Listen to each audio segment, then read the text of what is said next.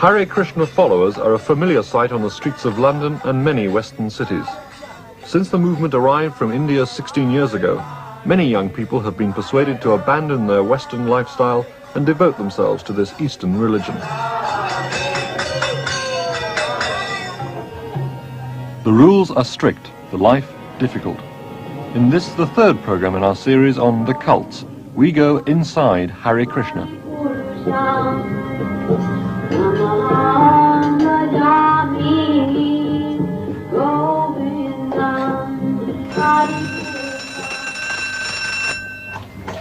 Hare Krishna, Hare Krishna, Krishna Krishna, Hare Rama, Hare Rama. Jai Haribol, Jai. Time to rise, Haribol. What's the time? It's 2 o'clock. Okay. 2 o'clock in the morning, the Hare Krishna Temple in London's West End. The start of another day for Tim Webster, a 23-year-old Londoner.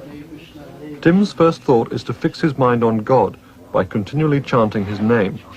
Hare Krishna, Hare Krishna, Krishna Krishna, Hare Rama, Hare Rama. His mind is allowed to wander away from God only during sleep. Krishna, Krishna, Hare Krishna. Dedicated followers of Krishna, like Tim, are called devotees. They believe in simple living and high thinking. After a cold shower, Tim spends 2 hours chanting and reading from ancient scriptures. The beliefs and practices of Hare Krishna come from the traditional religion of India, Hinduism. Devotees believe in reincarnation and in one God. God has taken many forms, they believe, the original and most perfect of them being Krishna, who was alive on earth 5,000 years ago.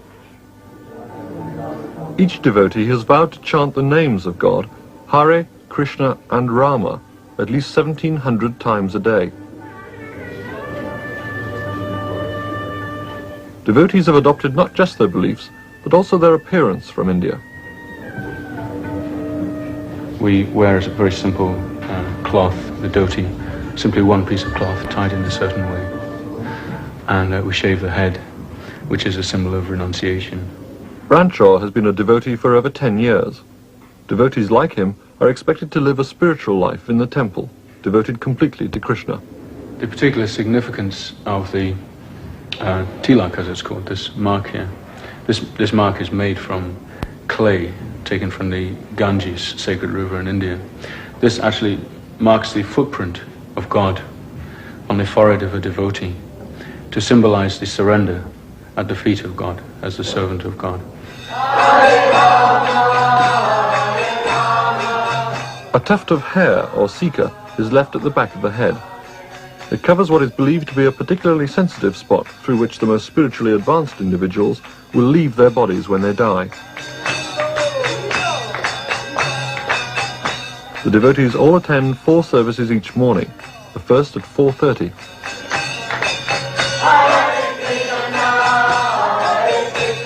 This, later on, is the greeting of the deities. Hare Krishna devotees believe God is present on earth in the form of his names, so much of the service consists simply of chanting God's names. This is one of the easiest, most direct ways of showing our appreciation of God's beauty and trying to serve him in our lives. Anyone, even a child, can sing the name of God. The name of God is, according to our understanding, the name is non-different from God himself. As soon as I say the sound Krishna, Krishna or God is actually present in that sound. The deities in the temple, representing several different forms of God, have been bathed, dressed and decorated for the day. For the Hare Krishna devotees, God is a real person. Literally, Krishna means the most beautiful person, the most attractive person. Everyone is looking for someone beautiful, someone attractive to give their love to. And as devotees, we have found that person in Krishna or God.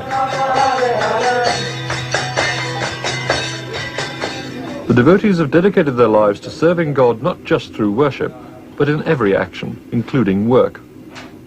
Tim Webster works in the kitchens of the vegetarian restaurant run by the movement. Cooking for Tim is more than just a job. I think when I'm cooking, I'm actually cooking for God. I'm not cooking for myself, you see. So we give up selfish desires So everybody's trying to fulfill themselves, you see. But we're trying to satisfy God. So that's why our life is spiritual. It's now 8:30. Tim is over 6 hours into his daily routine. 20 degrees centigrade. The outlook for Saturday were warm and humid. And once A few miles away, it's still only breakfast time for his parents in their South London flat. Tim is the youngest of Mr. and Mrs. Webster's 3 children. All have left home now, and Tim's father has retired from his job as a building worker. Mrs. Webster remembers her son changing during his teenage years. Well, he used to go to discos, go to the pub at the weekend, go out with girlfriends and bring a few of them home, and sort of like a normal teenage boy would be. And then as he got older, he said that he would like to go to India to study the religion out there, and we weren't very keen on that, but as we both said, well, he was old enough then to do what he wanted to do, and he went up to the temple in Soho. There are probably as many reasons for joining the Hare Krishna movement as there are devotees. For Tim, his family life and social life with friends was simply not enough. He took up karate, an ancient form of self-defense first developed by Buddhist monks, and he became interested in the spiritual side of karate. As a result, he began to question what he was doing with his life and where it was leading to. And I think, is this really happiness? Is this what we're... And that was when I was young. That was when I was 20. Trying to enjoy these kind of things. I thought, what about when I'm 50? Where my pleasure come from then? If I'm 20 now and this is the height of my pleasure, when I'm 50, what kind of pleasure will I get then? Dissatisfaction with their present life in one way or another is the reason why many of the devotees turn to Hare Krishna. To the outsider, the lifestyle chosen as an alternative by these young people appears alien and exotic. It is undeniably a hard life, the devotees of few home comforts and few personal possessions. They live by strict vows which forbid them to eat meat or to take any intoxicants, including tea and coffee. Hobbies and entertainments are regarded as frivolous unless directed towards Krishna. They remain celibate until marriage. Hare Krishna was brought to young Westerners in 1965 by a 70-year-old Indian, Swami Prabhupada, who had never before left India.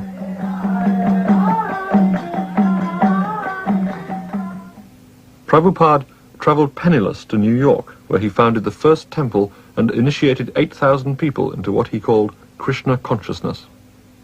Prabhupada died 3 years ago. Life-size models of him now occupy a place of honour in Krishna temples. Some of the last years of his life were spent at a manor house near Watford, a gift to Hare Krishna from one of the Beatles, George Harrison. Prabhupada's study is kept as a shrine. Fresh flowers are placed there every day. The study is cleaned carefully, and the day's page in the diary turned. Though Prabhupada is dead, his mission lives on, the mission of spreading Krishna consciousness in the West. So take one of these, give it a read. I think you'll enjoy it. You look quite intelligent, okay? And when are you going back to Myanmar? Yeah, a few weeks, something like that. Hare Krishna devotees like to do their preaching on the street, in the tradition of Indian holy men. Or just for holidays? Street encounters also provide an opportunity to pass on some of the 90 million books and magazines published by the movement. This is our address here. We have one temple. Young people are invited to visit the London Temple for a free meal. We do a vegetarian meal, free of charge, every day. There's one for you, okay? At this stage, everybody is welcome. Reincarnation, karma, these sort of things. And you can ask questions. If this soul is eternal, what is the relationship between this eternal soul and Krishna? Oh, what is our relationship? There are so many different relationships, just like here in this material world. For many who come, the food is probably more important than the preaching.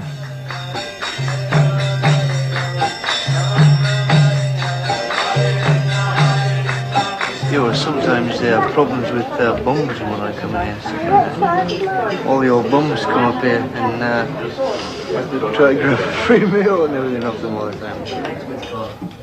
The act of giving food is important to the devotees. It demonstrates the success of their community, as well as advertising their lifestyle and beliefs. The Krishna consciousness movement has used Western technology and enterprise to spread its message further afield. This is probably the only 32-ton articulated temple in the world. It's named after Lord Chaitanya, the Indian saint who brought about a revival of devotion to Krishna in the 16th century. The travelling temple cost £25,000 and has clocked up 20,000 miles visiting festivals and exhibitions. The aim is to take Krishna consciousness to every town in Britain. Inside the 40-foot trailer are a kitchen, showers and a library, as well as a temple. Visitors to this travelling temple are supposed to experience some of the peace and beauty of Krishna. Those who want to know more are likely to come here, Chaitanya College in Worcestershire, where the travelling temple is based. This country house was acquired by the movement in 1979. It now houses a community of 150. It's here that would-be devotees learn the beliefs and practices of their calling. At this stage, Hare Krishna are highly selective about the sort of person they want. Well, we wouldn't accept anyone with a criminal record, or if they had a very bad debt to society, or financial debt. We wouldn't accept someone who was simply looking for a place to live and to eat, because we're a very hard-working society, very hard-working community, and we expect every member to pull his or her weight. Cared by one devotee and another. There are no quick conversions. The introductory course lasts 3 months. 40% of the trainees will leave within the first year. For devotees to practice The trainees must learn to cultivate the 26 qualities of the pure devotee. in their daily life. So, on the board here, Instruction is based on the Vedas, the oldest of the world's scriptures, which are believed to have originated in India 5,000 years ago. inquiring confidentially, Indian traditions are preserved. Prasad, In the background is an exact replica of the deities in the Jagannath Puri temple in India. God has The original carving, which is thousands of years old, was never finished by the craftsman. But because the craftsman was a highly respected devotee, local people painted the incomplete forms of Krishna and worshipped them. without qualities, The Hare Krishna devotees in Worcestershire do the same today. with personality. The trainees learn to follow a Vedic lifestyle, a simple spiritual life involving control of the bodily senses and a controlled vegetarian diet. As in India, the cow is sacred. Hare Krishna has the first cow protection program in Europe. Cattle are cared for in return for some light work. For Krishna devotees, killing a cow which gives milk is the same as killing one's mother, and anyone who slaughters an innocent animal is doomed to return to this earth after death and suffer a similar fate himself. Given the Indian roots of their beliefs, it's hardly surprising that Hare Krishna has worked hard to cultivate strong ties with the Indian community in this country. Immigrant Indians are the main source of financial support, donating £250,000 a year to the movement. Hare Krishna claimed 20,000 life members, almost all of them Indian, who each pay £200 for the privilege. The life members regard the temple as Christians do their church. They form the lay congregation who follow the teachings of Krishna while, unlike the devotees, living a conventional life in Western society. Dr. Vishnu Sharma is a lecturer in law, a magistrate, and a life member of Krishna consciousness. You don't have to be a devotee, you don't have to live in the temple. The people who live in the temple, especially at ISKCON, they are going to be trained as I see priests. They will teach other people about Krishna consciousness. But you can also be a Krishna conscious by staying at home. For example, my whole family is Krishna conscious. We believe in the strict principles enunciated by Lord Krishna. No meat eating, no illicit sex, no drinking, and all those 4 principles.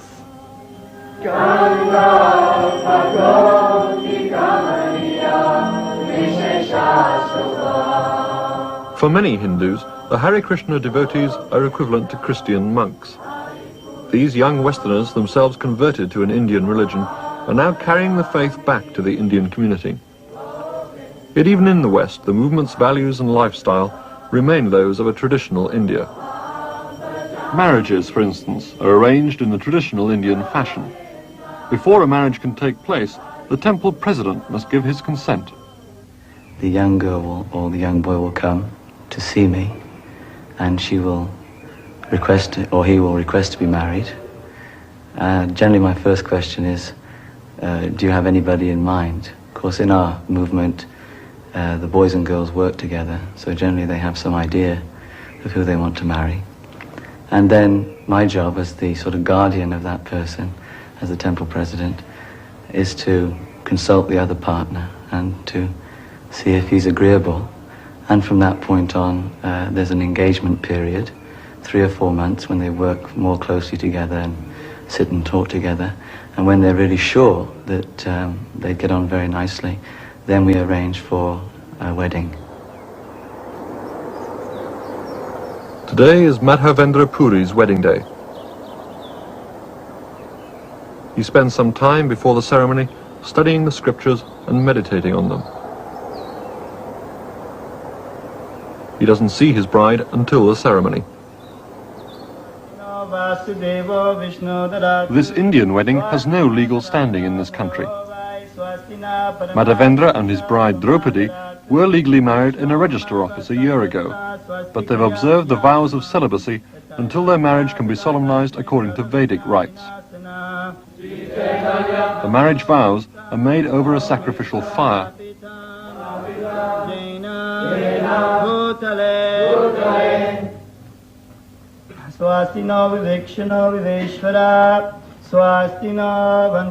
An Indian couple who are life members are also to be married. Of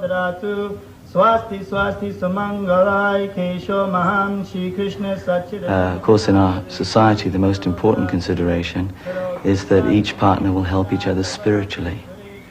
The material compatibility must be there, but for the husband to be a suitable spiritual help, and also for the wife to be a spiritual help to the husband.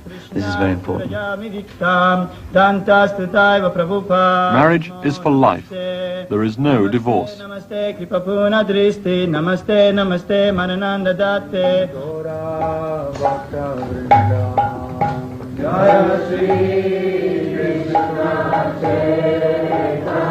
Each couple must promise to bring up their offspring according to the Vedic scriptures.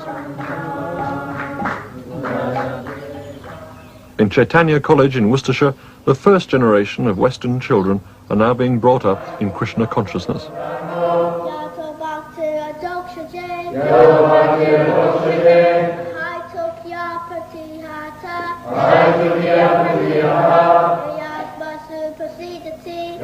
Some of the children's parents live here as well, but other parents are devotees in the Watford or London temples, and they see their children only at weekends.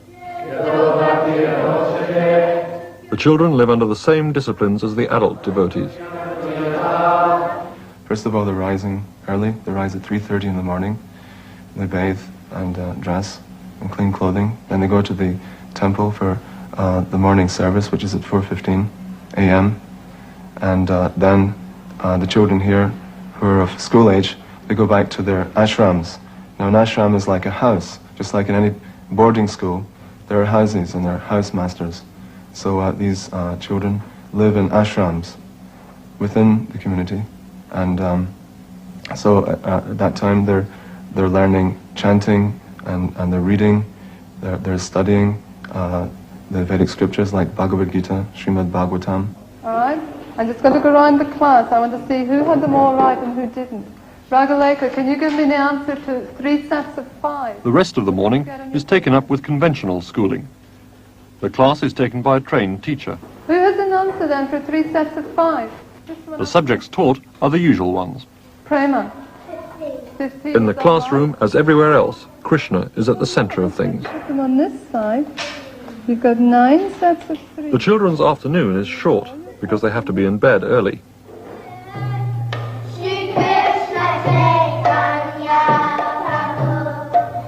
This afternoon, the boys are putting on a play.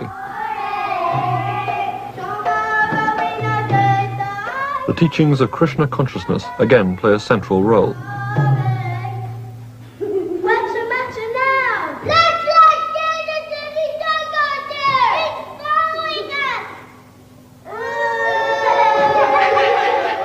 The Hare Krishna children are being brought up to be as devoted to God as their parents are. Go away! Get lost! Clear off! Yeah! Beat it! Obviously, we're hoping they'll remain as devotees within the Hare Krishna society, although when they reach a mature age, between 16 and 18 years of age, it's up to them. They can decide, how to live their life. But obviously, if they're very trained up nicely to keep Krishna within the center of their activities, this will remain with them their whole lives. And for some of the children, if they're academically qualified, then we're hoping that they'll go on to university.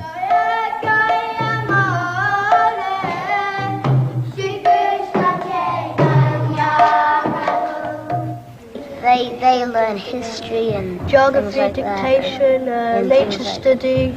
No, we don't do the ABC. Oh, Sanskrit. The children themselves seem happy enough at the moment. So far, their contact with the outside world has been extremely limited. When this changes as the children get older, no doubt many of them will begin to question this adopted lifestyle. Such conflicts have already occurred between parents outside Hare Krishna and their children who have joined the movement. Some parents have objected strongly to their children giving up family and friends, or sometimes education and careers, in order to serve Krishna. Mr. Webster remembers the shock when his son Tim joined Hare Krishna. If you'd have seen Tim before, so it was just in a joke, or say on the Saturday, he did have a lovely head of hair. But when we saw him on the Monday and he came in the door, well, his mother nearly fainted, and that's putting it mildly.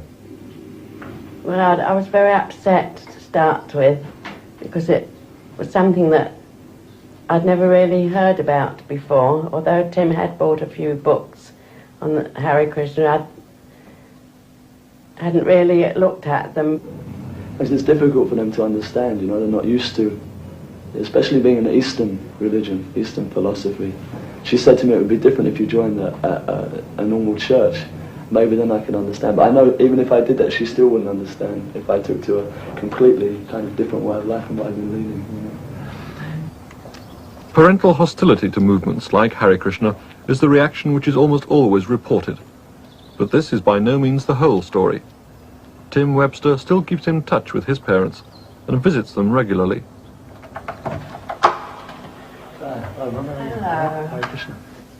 His parents have found their attitude to Hare Krishna changing. I got some flowers in there from the temple. Thank you. Where's that really beautiful garland? Oh, thank you. Both my husband and I have since realised that he is very happy doing what he is, and when we've come in contact with the devotees, there isn't any harm in them, and it is an austere life. It's not as if he's going into a life of luxury, sort of getting up at 2 in the morning, and it isn't, as I say, a life that we would have thought that he would take up. But as he did, we just had to wish him luck and hope that everything turned out all right for him. The Hare Krishna devotees themselves, of course, consider that they've gained much more than they've lost by following the Krishna calling. Of course, to the outsider, sometimes it appears that the devotees are leading a very renounced, austere kind of life. Sometimes people say, but what do you do? How can anyone exist in such an atmosphere? Of course, the fact is that devotees are very happy. We don't feel as if we're giving up a tremendous amount. We feel quite satisfied because we have so much more to live for in our lives. We have very deep feeling of satisfaction derived from serving Krishna and from seeing our own spiritual life unfold before us as the years go by. The devotees believe their way of life will bring not just happiness on earth, but eternal happiness. They're only too glad to escape from a Western style of life they consider godless and decadent, but they don't regard this as running away. There's no question of running away, We're not actually meant to live a completely materialistic way of life and then at the end of it have nothing to show. We're running to a spiritual way of life. We're running to find God. It's through their single-minded devotion to God that Hare Krishna devotees believe they will escape from an endless cycle of reincarnation and leave behind forever the miseries of this earthly existence. At the time of this body dying, the soul lives on.